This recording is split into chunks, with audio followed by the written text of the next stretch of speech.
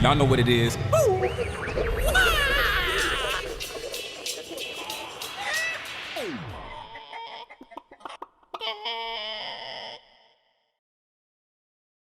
That shows that you've put the effort in, right? You can see totally. All the forks and work that you've done and show examples of stuff.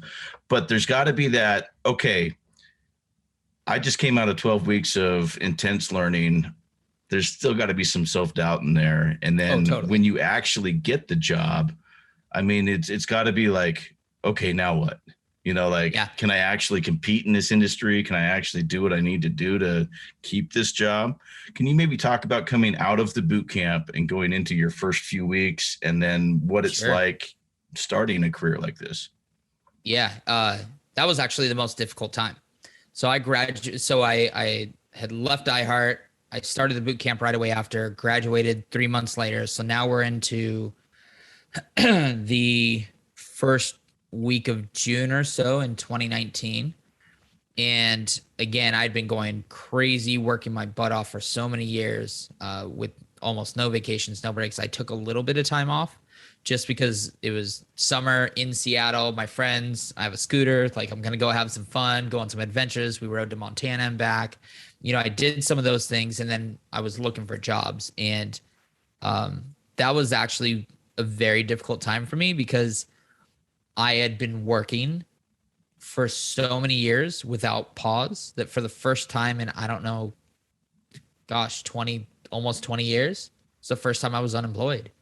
And I am not good at self-starting in the morning. If I don't have to be somewhere or be on a call or whatever, like if I wasn't meeting you guys at the time that I was meeting you guys at, I would have slept in today. Let's be honest. Well, thank you for getting up. Yeah. And so, that's hard for me. Not having a clear direction and a clear focus and set needs and things like that. So that was very tough for me.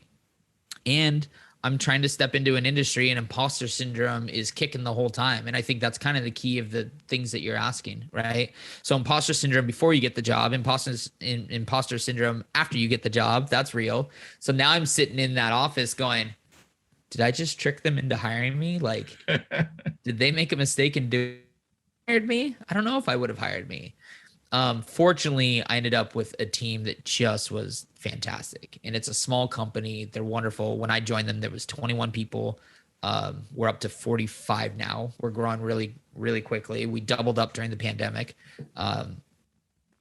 and they were supportive in my growth, in my background, in my thoughts and ideas. Nobody ever shushed me or said, okay, junior, like, you don't know what you're doing.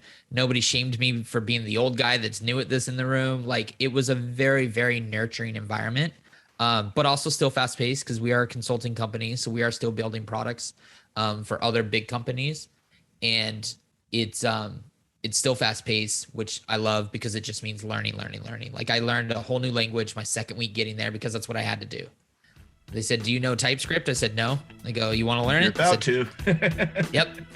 Well, and other people that had worked there at the time said no on that project, who was also new and was also a junior. And she was like, no, I can't do all this. It's too many things. And I'm an idiot who sees a pile of glass and dives in head first with no helmet. You know what I mean? I'm like, hey, we got to do this. Let's do it.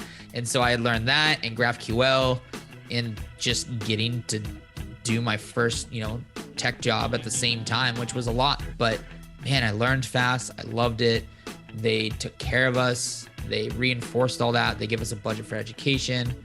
That imposter syndrome is something that you work on internally, but it helps when your externals are nurturing you through that process, right? Okay. Nobody at any point said I didn't know what I was doing.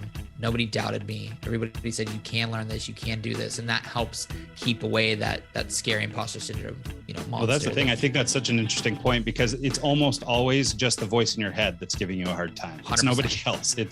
It's you keeping you from starting. It's not, yes. But it's the fear of somebody external saying something to you that actually keeps people from moving. So I think that's a great point. It's hard for me to turn off that voice. It's been a thing for me forever. Even when I was successful in radio, I was like, should I have this job? Should I have these 8 stations that I oversee? And you have to remind yourself, yes, Zach, you've worked, at that time, 13 years to get here. You've had these successes. You can do this. And so switching whole industries, I mean, even getting to the choice, that imposter syndrome or that internal voice is the thing that you just got to kind of beat back and take that leap of faith in yourself, you know?